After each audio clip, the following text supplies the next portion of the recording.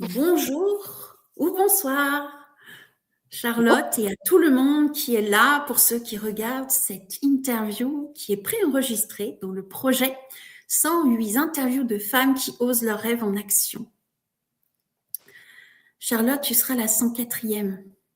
On arrive, on donc, arrive bientôt au bout de ce projet-là qui va amener à faire une rencontre entre les femmes au mois de juin pour celles qui le veulent. Donc, il y a un événement qui est créé.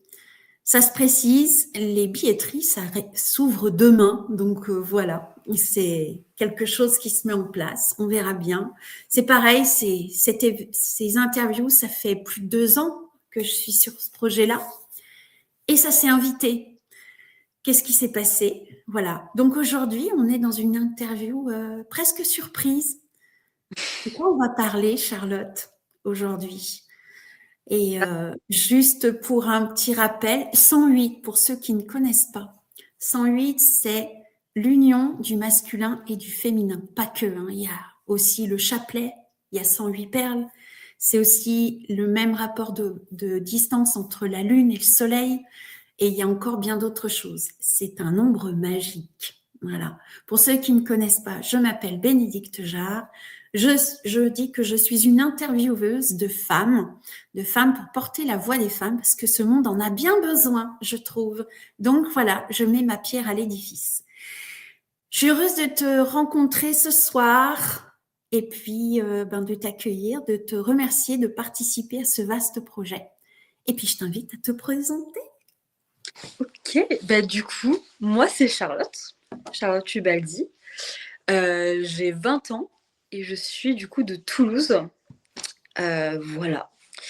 Et du coup, je suis trop contente de participer à ce projet. Voilà, En plus, ce projet, bon, on en parlera certainement un peu plus tard, mais ce projet est tombé pile poil à un moment donné où je me questionnais un peu sur l'énergie masculine, le féminin, le masculin, etc. Comment un peu tout équilibrer.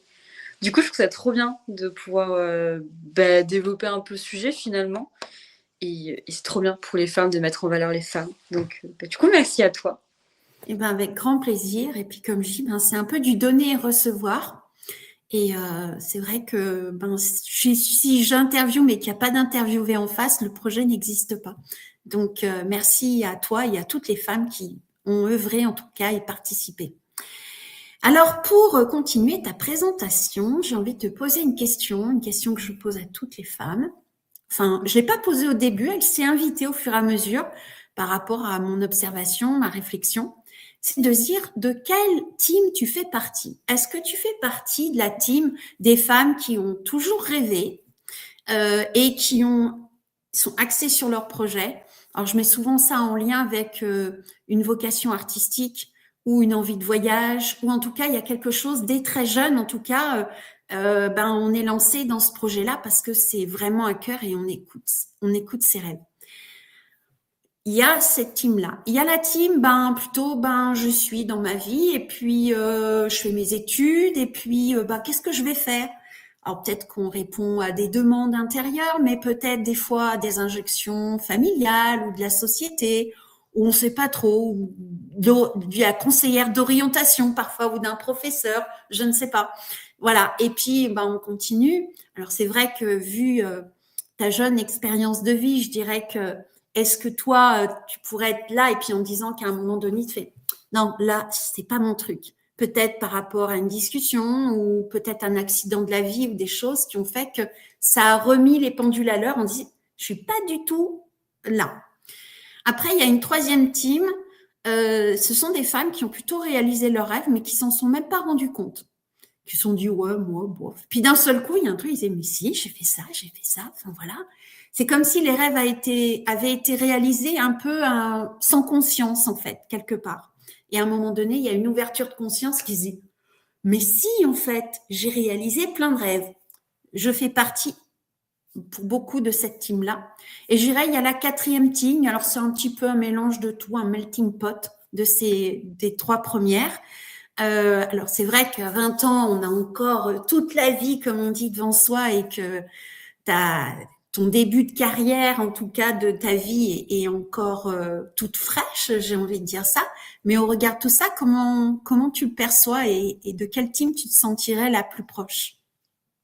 Alors, hum, moi, j'ai toujours été une grande rêveuse.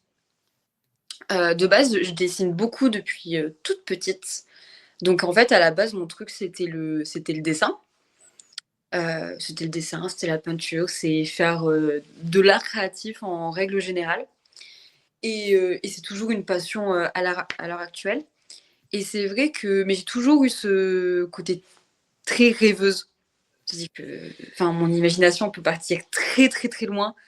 Je sais que enfin, j'ai une grande sensibilité aussi, donc tout ça se mélange. Et même actuellement, enfin, même là, à mon âge, où j'ai plus 10 ans, je sais que je suis encore une très grande rêveuse de la vie en général. Et justement, bah, c'est quelque chose où j'aime bien bouger partout, faire plein de trucs, tout ça.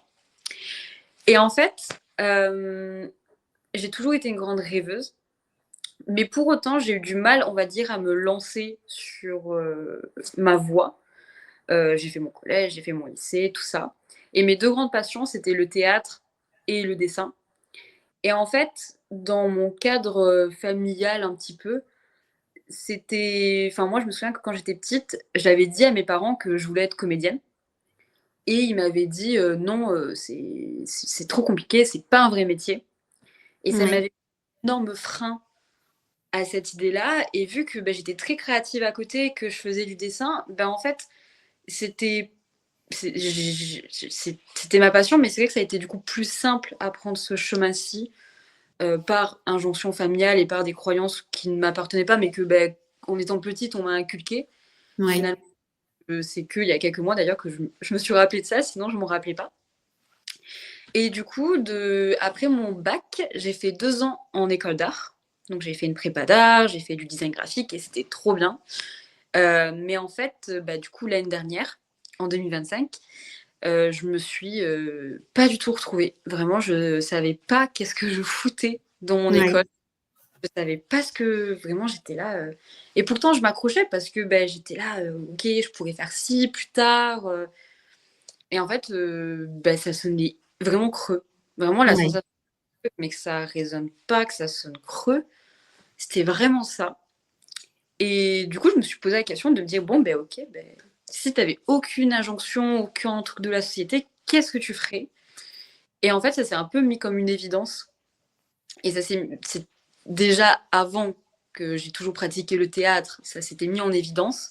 Parce qu'à chaque fois que j'allais arrêter le théâtre, il y avait toujours quelque chose qui venait derrière pour que je continue à faire le théâtre. Ouais, Et en fait, je me suis dit, ben ok, en fait, ce qui toi te fait vibrer et ce qui te rend, enfin, qui te fait sentir bien, c'est le théâtre. C'est jouer. Et du coup, c'est là où j'ai commencé à dire à ma sœur et à ma mère que ben, je voulais être comédienne, que je voulais vraiment me lancer dedans. Et tout le monde a eu très peur quand j'ai annoncé ben, la nouvelle en juin que ben, je rentrais dans une école qui s'appelle le Studio de l'Acteur. d'accord. C'est une école d'art en fait qui vient d'ouvrir cette année. Et donc du coup, j'en fais partie. Je fais la première promo de l'école. Waouh. Et en fait, j'ai pris ça un peu comme un peu le cheminement. Je me suis dit, mais en fait, s'il y a une nouvelle école qui arrive et qui s'ouvre à toi, genre là maintenant, euh, ben, c'est pas pour rien. Enfin, moi, je l'ai senti comme ça. Oui, Euh, c'est pas pour rien que beaucoup de choses se mettent bien comme ça sur ton oui, chemin. Et franchement, c'est quelque chose que je dis, je me suis jamais autant épanouie dans mes études, autant épanouie dans ma vie et avec moi-même depuis que je suis à la rentrée. Vraiment, ça m'a fait un bol d'air frais. Et, mais vraiment, mais c'est trop bien. Vraiment, je pourrais beaucoup parler de mon école, mais c'est génial. on sent en tout cas l'enthousiasme. C'est formidable de t'entendre comme ça. Et ce que j'entends quand tu racontes ton histoire, c'est que finalement, tu es vraiment à l'écoute des signes.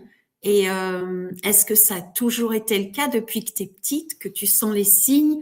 Et ou est-ce qu'à un moment donné, tu as commencé à les percevoir, ou en tout cas d'être plus attentif à ces signes?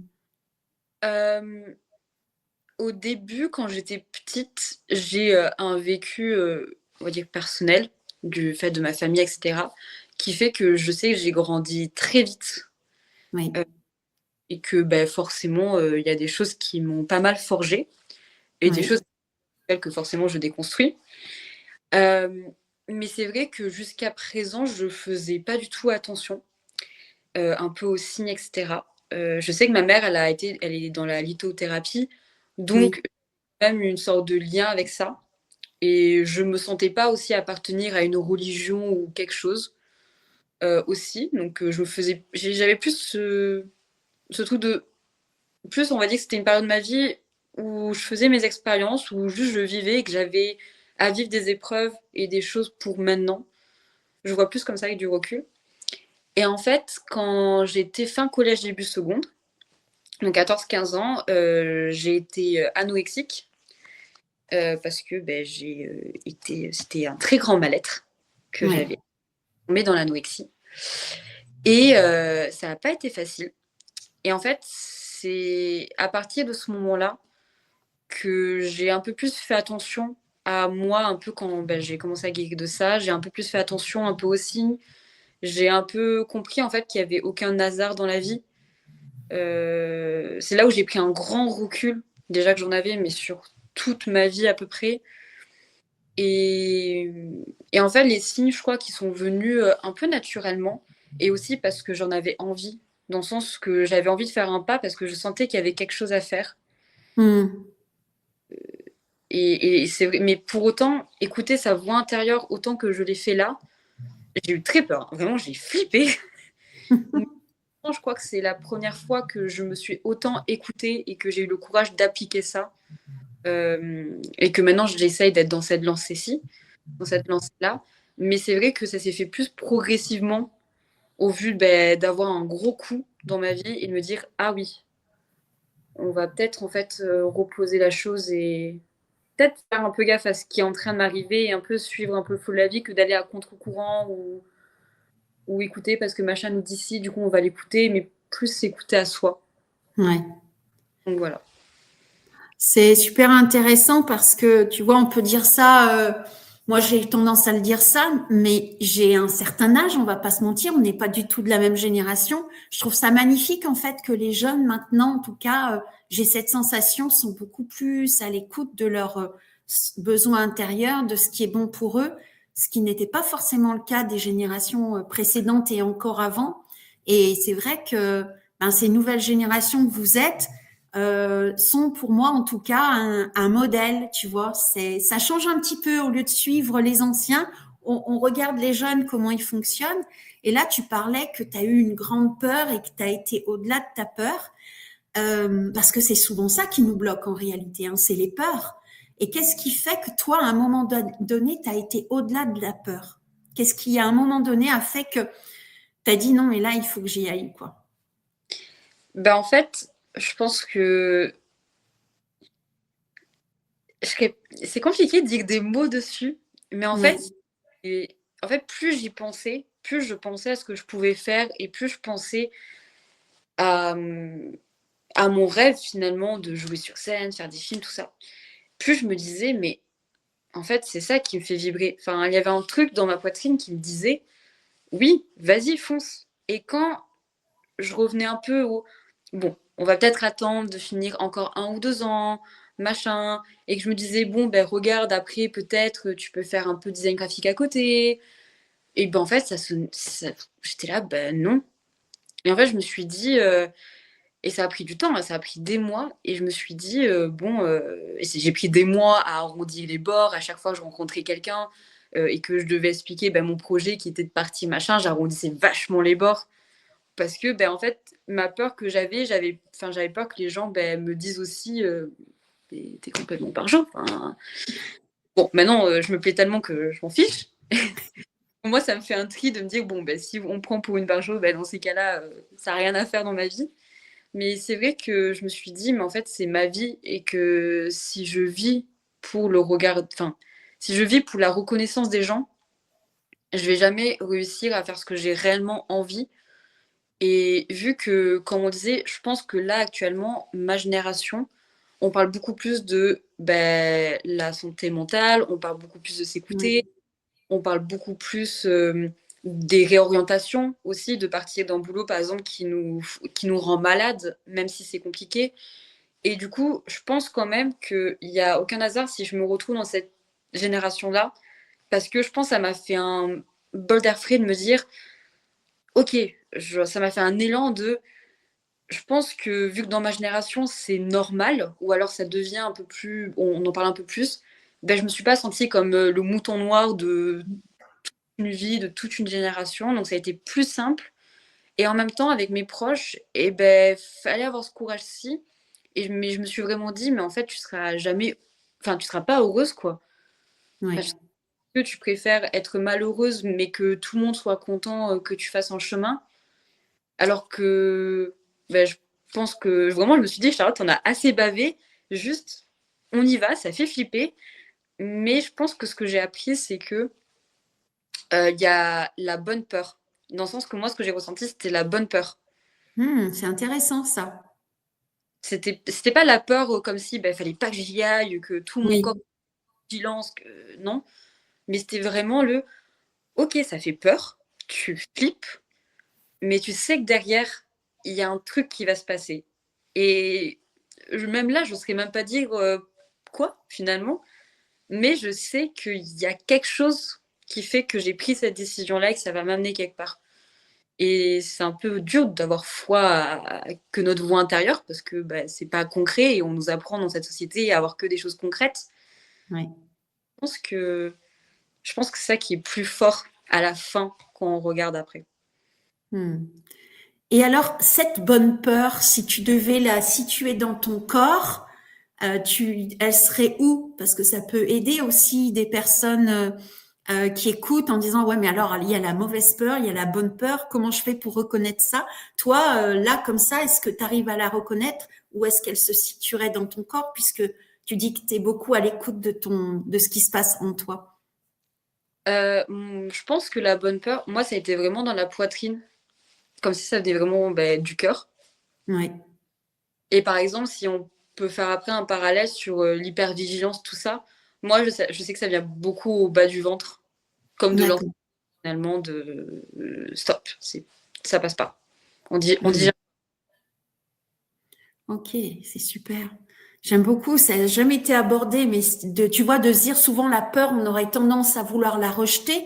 ouais. Et là, tu la réinsères dans la vie et en disant, ah oui, mais en fait, il y a la bonne peur, il y a celle, en fait, est-ce qu'on pourrait l'assimiler à du trac, comme avant de monter sur scène, par exemple? Oui, c'est un peu ça. Ouais, Hmm. j'avais pas fait le parallèle, mais c'est vrai qu'en fait, c'est ce truc de on sait pas ce qui va se passer, vraiment, on sait pas, mais le plus important, c'est d'y aller parce que il y a ce truc qui nous fait sourire, il y a ce truc dans la poitrine qui bat et qui dit, enfin, qui nous active en fait, et qui est vivant. Et je pense que c'est là qu'après, on rentre vraiment dans le fait d'être vivante avec soi-même. Donc, Hmm. Et sur ce chemin-là, tu l'as fait toute seule ou tu as quand même des personnes qui sont rentrées dans ta vie, un peu comme des guides, un peu comme quelqu'un qui est venu te dire une parole ou tu vois, enfin, est-ce que tu as aussi dans ces signes ces rencontres-là qui sont arrivées dans ta vie et est-ce que c'est des professionnels ou comment ça s'est passé pour toi? justement, je pense que forcément, il y a des gens qui sont plus dans ma vie et qui, même des relations qui font que, avec du recul, ça m'a énormément appris. Je pense que moi, du coup, je suis de la génération, forcément génération Z, donc on est beaucoup sur les écrans, les réseaux, du moins on a grandi avec ça. Et en fait, ça peut paraître tout con. Il faut avoir une utilisation assez régulée, il faut pas tout croire, faut pas non plus tout absorber. Mais pour le coup, moi, je sais que par quoi j'ai commencé, on va dire, avec des guillemets, la spiritualité, c'était vraiment un challenge à la con que j'avais trouvé d'attirer l'amour. Vraiment, c'était un truc. Mais bref, ça me fait rire en vrai en y pensant. Parce qu'en fait, ça a fait tout l'inverse, mais ça m'a permis de m'ouvrir et ça m'a permis de faire des ponts. Et en fait, plus je me rends compte que bon, j'ai fait vraiment un gros tri de ce que je consomme sur les réseaux en termes de contenu spirituel, etc. Parce que ben, il y a toute une vague qui a été autour de ça il y a quelques années, tout ça, comme tout finalement. Mais je sais qu'en général, ce que je peux voir sur les réseaux, j'ai comme si mes guides passaient par les réseaux pour me parler à moi et pour que je vois genre une ou deux phrases qui arrivent, parce que dans mon cas et dans ma génération, c'est un biais hyper facile de communication. Je le Hmm. vois comme ça. Et du coup, ça peut être, je sais pas, ça peut être une photo avec une phrase et ça me fait tout un truc et je fais ah bah oui, c'est ça. Et Ouais. beaucoup moi de mon côté, j'écris énormément, j'avais commencé à faire des tirages de cartes, etc. Du coup, il y a ça aussi qui contrebalançait aussi la partie réseau de se poser avec soi-même et laisser un peu tout ressortir, quoi. Hmm. C'est beau en fait, je trouve de trouver ces biais-là. J'adore les guides qui passent. Moi, j'aime beaucoup aussi. Hein. Des fois, ça peut être une chanson qui arrive ou un texte pris dans un livre ou une vidéo. On regarde une vidéo ou même des fois un film. Tu vois, moi, ça m'arrive. Je me dis tiens, je choisis un film et puis à la fin du film, je fais c'est quoi le message? Ah oui. Et puis là, je vois des fois plusieurs messages qui arrivent et je trouve ça super intéressant en fait. Je sais pas si toi aussi ça te le fait ça. Ah mais oui, moi je sais que ça me fait dans les films quand j'écoute pas du tout et que d'un coup j'écoute et d'un coup il y a un dialogue ou deux trois phrases et je suis en mode comme par hasard j'écoutais au bon moment pour ça. Et les livres pareil cet été je m'étais fait mal, je me suis tordu la cheville. Donc mon corps a parlé parce qu'il fallait que je fasse un gros stop. Et j'ai énormément lu parce que j'ai toujours beaucoup lu aussi. Et cet été, j'ai énormément lu. Et tous ces livres-là, c'était au mois d'août. Donc je commençais à stresser pour ma rentrée, pour tout ça. Et ben, c'était que des femmes. En fait, c'était que des livres où des femmes réalisaient leurs rêves. Donc c'était des fictions. Mais il y avait ce truc de on y va, quoi. Et c'est Ouais. trop beau. Et je crois que ça a été un beau signe parce que ça m'a activée. Je me suis dit, ah, ah, il y a ces livres quand même qui sont là et qui me poussent quand même à suivre mes rêves. Hmm. C'est magnifique, en fait. Je me rends compte, on est des générations différentes, mais on a des fonctionnements pareils. Il y a presque comme si l'âge, en fait, était un peu obsolète et Mm. qu'on se rejoint et que, tu vois, je trouve ça extraordinaire. Moi, j'ai 57 ans, toi, tu as 20 ans. À une autre époque, on n'aurait même pas communiqué. Il y aurait eu des jugements, il y aurait eu dit, oh, c'est une petite jeune, laisse tomber. Toi, tu aurais peut-être dit, oh, c'est la vieille avec ses histoires. Et là, je trouve que actuellement, il y a une possibilité de relation intergénérationnelle qui est super intéressante et que ben c'est pas forcément ceux qui sont plus âgés qui apportent les solutions ou en tout cas il y a des ponts qui se font et il y a quelque chose de beaucoup plus sain en fait dans la relation. Il n'y a pas de tu sais, il y a une sorte d'égalité. Je sais pas si ça te parle ça. Oui, si, je suis totalement d'accord. Que je pense qu'à partir du moment où il y a cette connexion, enfin, juste qu'on se connecte, l'âge, c'est vraiment futile. Enfin, c'est vraiment un code, bon, ben, on a tel âge. Oui. Et voilà. Mais je pense dans des vraies relations, des vraies connexions, même dans la rue. Enfin, moi, je sais que je travaille dans un café à côté de mes études. Et j'adore. J'ai des personnes qui ont 60 ans qui viennent me voir. Et des fois, on papote. Et c'est trop bien. Et là, même si c'est pour 5 minutes, et même comme là, moi, ça me fait trop plaisir de me dire de connecter avec des gens qui sont pas de ma génération, mais c'est tout aussi enrichissant et intéressant. Donc, c'est trop bien. Je trouve ça magique. Merci pour ton enthousiasme. Il y avait une question qui est passée par là et qui est partie, mais qui va revenir. Euh, si tu avais si, est-ce que tu as un rêve, un grand rêve que tu aimerais partager là avec nous aujourd'hui? Oh, waouh. J'ai plein de rêves. J'ai plein de choses. Déjà, je pense que ça serait de pouvoir bah, vivre de ma passion, me dire que je fais que ça, que je suis vraiment une comédienne et actrice accomplie, mais moi, réellement moi, que j'arrive à arriver à m'affirmer dans ma patte artistique et en tant qu'actrice et comédienne et pouvoir vivre de ça. Euh, et je pense que ça passerait aussi par... je pense qu'un de mes rêves aussi, ça serait vraiment de voyager, de découvrir le monde, de d'avoir cette carrière qui me permet aussi peut-être de voyager, que ce soit pour des tournages, pour des projets, de façon assez prospère, mais de m'ouvrir, en fait. Je crois que j'ai un peu ce truc en ce moment, en tout cas, de m'ouvrir vraiment au monde. Et Mm. il y a ce truc de s'ouvrir forcément à l'équipe technique, à forcément l'équipe dans le théâtre, les autres comédiens. Et en fait, on se rend compte qu'en fait, c'est tous des artistes. Et il y a vraiment ce côté, ben, chacun vivant et chacun apporte sa patte et chacun a son propre univers. Et je pense que mes rêves, ça serait voilà, de trouver ce côté vivant et ces connexions, c'est mon univers mêlé à des opportunités qui m'enrichissent et qui sont prospères, quoi. Mm. Je sais pas si c'était clair. Mais bon. Ouais, si, c'est assez clair. En plus, je trouve que ça se rejoint vraiment, hein, parce que avec ton métier, tu vas bouger, tu vas voyager, tu vas rencontrer du monde, ça va mettre du vivant. Et la question qui me vient là, est-ce que tu commences ou est-ce que tu as déjà reconnu ta véritable couleur ou tu es en chemin encore?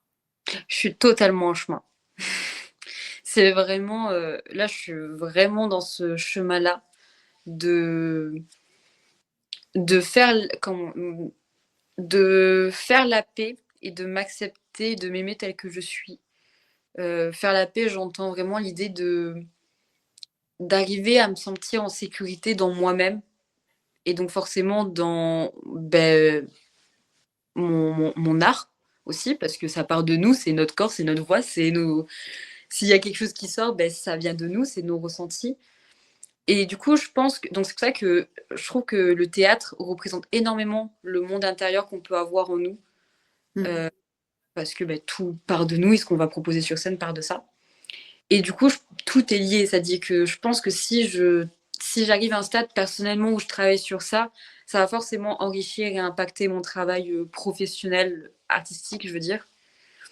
Et du coup, je suis vraiment en chemin de trouver ma couleur, en fait. Et je pense que c'est dur de se trouver. Et de se retrouver, c'est aussi dur. Enfin, c'est un long chemin. J'ai l'impression que c'est le chemin d'une vie. En même temps, c'est beau parce que je crois que c'est une belle découverte de soi. Et là, actuellement, je suis au stade à réussir à m'aimer et à m'accepter vraiment telle que je suis et à plus m'éteindre ou me restreindre pour autrui. Et donc, c'est pas facile, mais on travaille sur ça. Et c'est du courage. En tout cas, t'as un sacré courage, enfin, de faire ce choix-là, parce que tout le monde ne le fait pas forcément. Et Mm. justement, là, j'aurais une question. S'il y a une femme, peu importe sa génération, peut-être une jeune femme, peut-être une femme déjà plus avancée, plus mature, je dirais, qui se sent peut-être pas encore à être dans sa couleur, ou en tout cas d'avoir pas encore entrepris ce chemin-là, mais qui peut-être commence à se questionner, qu'est-ce que tu aimerais lui dire? Moi, j'ai plein de choses. Non, je pense que... Je pense déjà ça serait d'aller à son rythme, que les choses se font pas d'un claquement de doigts, que même si on pense d'être guéri de quelque chose et d'avoir compris ça, et ben peut-être dans 3 ans, on va encore plus se comprendre et on va... Enfin, et que c'est des cycles. Et je pense qu'il faut faire aussi la paix avec le fait que la vie nous mette ben, voilà, des merdes et que ben, la vie aussi, c'est des hauts et c'est des bas. Et ça, c'est vraiment cliché comme phrase, hein, mais c'est vraiment vrai pour le coup. Et c'est vraiment faire la paix avec ça, de se dire que la vie, elle sera... Enfin, il n'y aura pas un stade en fait où on va être guéri de tout et que ça y est, la vie sera hyper paisible. Et même ça, même moi, j'essaie de me le travailler. Mais c'est vraiment l'idée que je pense qu'à n'importe quel âge, dans tous les cas, c'est toujours un peu les mêmes mécanismes qui ressortent, mais d'aller vraiment à son rythme parce que les choses prennent plus ou moins de temps en fonction de chacun et chacune. Et je pense de s'honorer, d'être fier de soi, d'être fier de ce qu'on peut faire, etc. Parce que malgré tout, déjà, la condition de la femme est pas simple, honnêtement.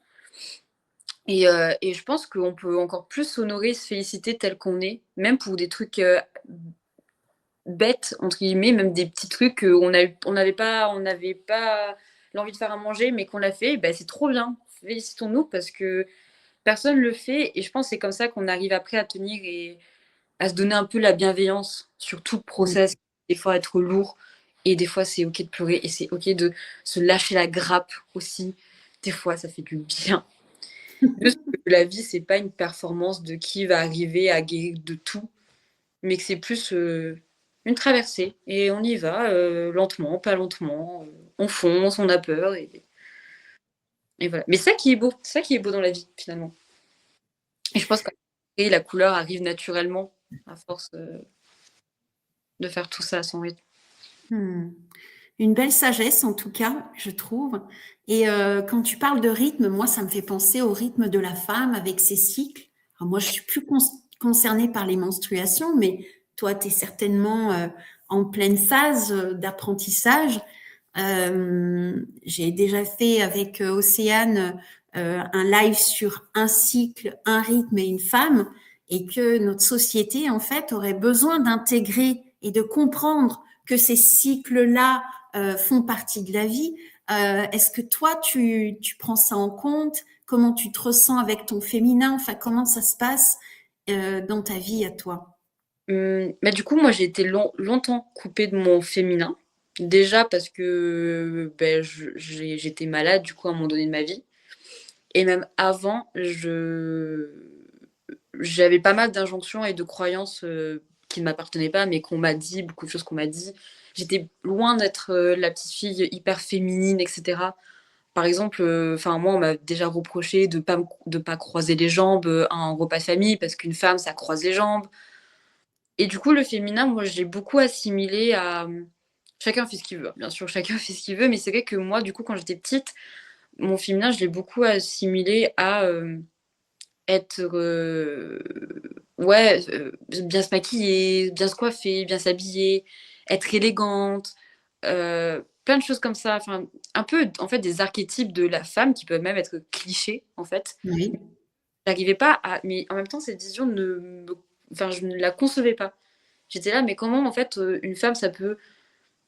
Enfin, non, enfin, ce n'est pas possible de me dire qu'une femme, en fait, ça doit toujours croiser les jambes, ça doit nanani, ça doit nanana. Enfin, je comprenais pas trop. Et c'est vrai que ben, mes cycles, pareil, menstruels, je me souviens, j'avais hâte de les avoir quand j'étais petite. Ben, pareil, pour moi, c'était quelque chose de très médical. Enfin, ça relevait de la santé à ce moment-là. Et quand je les ai plus eus, du coup, j'ai été aménorrhée pendant mon anorexie. Et ben en fait, c'était tellement une souffrance de mon corps que c'est que maintenant que je commence, on va dire, à réapprendre réellement à l'aimer. Bon, il y a eu un énorme process dessus, mais c'est que maintenant que, par exemple, je comprends que les cycles, il y a différents cycles, il y a différentes phases dans le cycle, pardon, et que chaque phase, en fait, a des besoins totalement différents, outre du médical, de la santé, etc., mais juste même émotionnellement, même mentalement. Et c'est des choses à pas prendre en compte parce qu'en fait, c'est juste apprendre à se connaître et à prendre soin de soi. Mais c'est pas facile parce que quand on n'a pas été éduqué dans ce truc-là, quand de moi-même, j'étais pas du tout dans le féminin, j'avais une énergie très masculine. Vraiment, j'y vais à fond, machin, machin. Et du coup, j'avais vraiment un déséquilibre, mais énorme, quoi. Et pareil, même il y a quelques mois, je comprenais pas la notion, par exemple, la différence entre être et faire. Je comprenais pas du tout la notion. Enfin, j'étais là, mais Mm. je comprends pas comment ça être. Qu'est-ce que c'est être? Et en fait, je pense qu'on se rend compte aussi que c'est un peu de l'hypervigilance et que notre système nerveux en fait est comme en insécurité parce que ben ça fait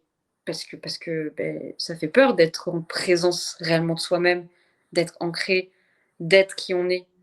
Parce que c'est comme s'il y avait aucun échappatoire qu'on a. Enfin, quand on fait quelque chose, qu'on est dans ce faire, on peut se rallier à plein de trucs, à plein d'actions, mais quand on est être, ben, c'est comme si c'est normal, il n'y a rien à faire. Mais du coup, c'est vrai que faut assimiler ça. Et ça, du coup, j'essaie de l'assimiler, mais en fait, du coup, c'est pas forcément facile parce que moi, ça m'a fait remonter énormément d'angoisse, d'anxiété, etc. Mais après, je me suis dit, mais pour autant, quand j'ai réussi à l'appliquer et à en prendre conscience, à aller petit à petit, doucement, mais c'était magique. Parce que je me suis vraiment sentie en phase avec moi-même et ça m'a fait un bien fou. Je suis partie au Portugal en août Et là, pour le coup, vu que j'étais déconnectée en fait de tout mon quotidien, ma routine, etc., ben, j'ai vraiment été dans ce être. C'était mon premier voyage seul en plus. Et c'était merveilleux. Enfin, vraiment. Et je suis rentrée en France et j'étais là, mais je veux toujours être dans cette énergie-là où tout est juste magique, où tout t'attire plein de choses et c'est beau. Et des fois, on n'a pas forcément le quotidien pour, mais c'est dommage parce que je pense que ça nous ferait beaucoup de bien de vivre dans cette façon-là quotidiennement. Mm. Ah, c'est un peu ce sur quoi, en fait, j'ai envie d'axer mes Mm, actions, mes partages, pour que le principe féminin, que le cycle féminin puisse être intégré dans notre société, pour qu'on puisse vivre en écoutant ça et mm. pas être toujours dans le faire exactement, être dans l'être. Et c'est vrai que c'est quelque chose de complexe, tu l'as bien expliqué. En tout cas, moi, j'adhère complètement à ce que tu dis. Et être, c'est quelque chose qui est pas évident dans notre société, on nous l'a pas appris. Comme dans le cycle, eh ben, il y a la sage où c'est rien, où on est là à rien faire. Quand on est à rien faire, souvent on dit mais t'as pas un truc à faire? Tu vois, il y a quelque chose, t'as pas un Oui. truc à faire, mais t'es là sans rien faire en fait. Tu sais, il y a presque, ça culpabilise et d'un seul coup on dit ah ouais je fais rien, oh mon Dieu je fais rien, puis on a tendance à être culpabilisé. Enfin je sais pas comment ça te parle ça. Ah, mais c'est exactement ça. Et puis même, j'ajouterais que quand on a du coup notre période de saignement, c'est vraiment en plus le moment où c'est comme si les émotions, j'ai l'impression, sont encore plus légitimes. Comme si du coup, pendant tout le long des cycles, elles sont pas légitimes, que du coup, voilà, on a ces culpabilités, tout ça, ces conséquences-là. Mais que quand on a nos règles, moi, je vois un peu, enfin, vraiment, je vois un peu comme un joker. En mode, bah, j'ai mes règles, donc en fait, on peut me foutre la paix et les gens acceptent mes émotions. Oui. Et d'un côté, soit, mais en fait, ça devrait être ça tout le temps. On Mm. devrait avoir une raison en tant que femme euh, d'avoir nos règles pour être écoutée. Ouais, tout à fait.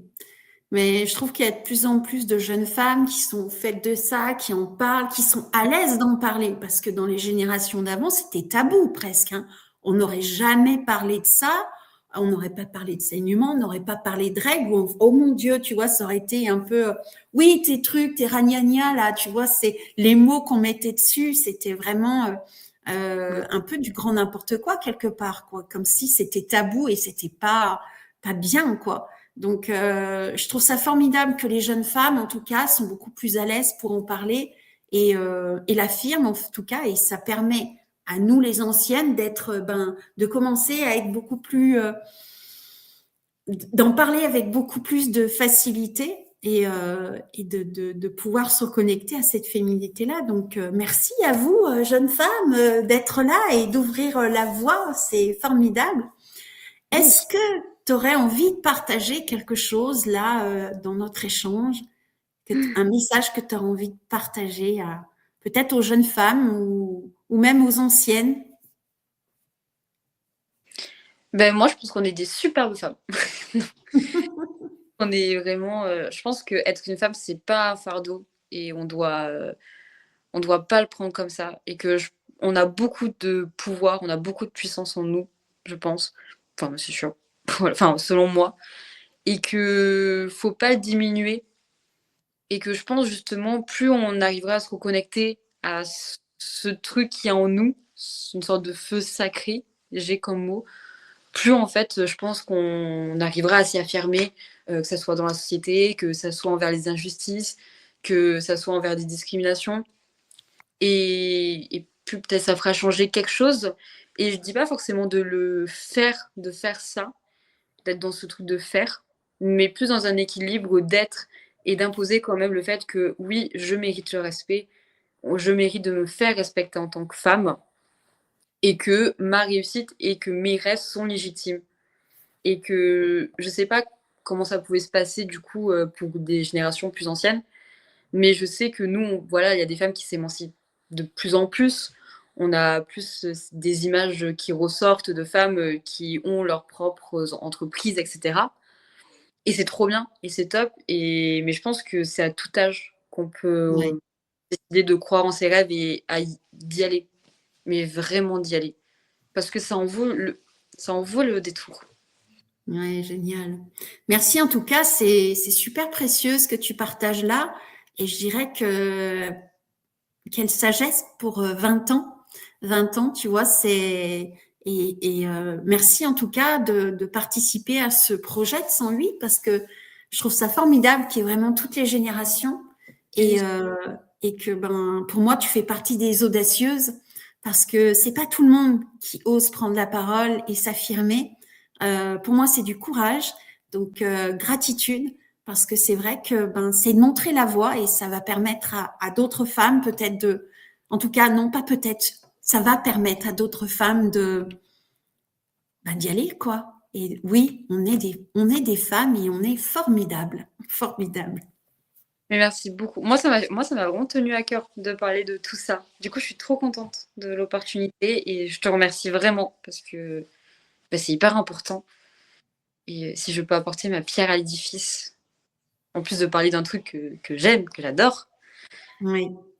je défends bah, trop bien. Merci. Ben, merci pour ton enthousiasme, ça fait plaisir. Ça met de la fraîcheur, tu vois, ça embaume, enfin, tu vois, ça donne un parfum en tout cas de se dire yes, je suis super contente. Voilà, ça contribue. Moi, je te souhaite en tout cas une belle carrière de comédienne. Merci. Voilà, celle que tu souhaites. C'est vrai que dans le spectacle, on pense souvent au haut de l'affiche et c'est bien, hein, mais il y a aussi plein de spectacles. Il y a une vie qui est très riche et je te souhaite vraiment d'aller là, ce qui te fait de mieux, de voyager aussi avec ton métier. Et est-ce que tu aurais une petite actualité que tu as envie de partager avec nous là en ce moment, quelque chose que tu veux partager? Pour l'instant, non. J'avoue que là, en ce moment, je me concentre sur mes études. Donc, je me fais des petits projets à droite à gauche. Je fais un peu stand-up aussi. Donc, voilà, je fais des blagues. Non, pour l'instant, je me concentre sur mes petits projets, surtout sur mes cours.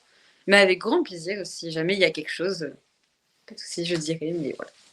Avec joie. Est-ce que c'est par exemple, Instagram ou sur un autre réseau où on peut te suivre un petit peu sur ta progression? Oui, bah du coup, c'est Ubaldi, U-B-A-L-D-I, Charlotte. D'accord. Eh bien, on mettra le lien. Donc voilà, si vous voulez suivre Charlotte dans sa progression, voir la future comédienne dans tout son rayonnement, eh bien, vous pouvez la suivre. Il y aura le lien. Si vous avez aimé cette interview, je vous invite à mettre des pouces, de mettre des cœurs et puis de partager parce que c'est super important pour rendre visible cette interview et puis les autres aussi. Hein, il y a toute la playlist avec toutes les autres interviews. Donc vous contribuez parce qu'elle le mérite quand même. On mérite, nous méritons d'être vus, n'est-ce pas? D'être visibles et de transmettre le message, c'est super important. Et puis pour ceux qui ont envie ou celles qui ont envie de soutenir ce projet, il y a une cagnotte, vous pouvez participer. Ça m'aide en tout cas à promouvoir. C'est aussi promouvoir, continuer, parce que même si j'arrive au terme des interviews, tu vois, encore 4 interviews et puis ça y est, c'est clôturé le projet. Ben maintenant, il y a aussi l'idée de que toutes ces interviews soient vues, parce qu'il y a un certain nombre d'heures quand même, et ça Ouais. serait dommage que ça reste au fond d'une valise ou au fond d'un sac et que ça ne soit pas vu. Donc, mon objectif maintenant, c'est vraiment de promouvoir ces interviews pour que ça inspire d'autres femmes. Allez, on y va les nanas, il est temps qu'on prenne notre place et qu'on vive à notre rythme. Voilà. Est-ce que tu veux rajouter le petit mot de la fin? Et ben, t'as tout dit? Non, non, ben moi je pense que on mérite de tous soutenir ce projet qui est trop bien et qui est très riche et qui va être hyper enrichissant pour les personnes qui regardent, mais aussi pour les personnes qui participent. Donc n'hésitez pas. Et je pense que dans chaque vidéo, il y aura toujours un message qui parlera à un moment ou à un autre. Et c'est super, c'est des super rencontres. Donc je suis très contente. Rencontrer des gens, faites ce qui vous fait plaisir. Et les... Yes. Ben, merci beaucoup. Je vous souhaite une belle soirée, une belle journée et puis pensez, hein, pouce, cœur, partagez, enfin, c'est une évidence.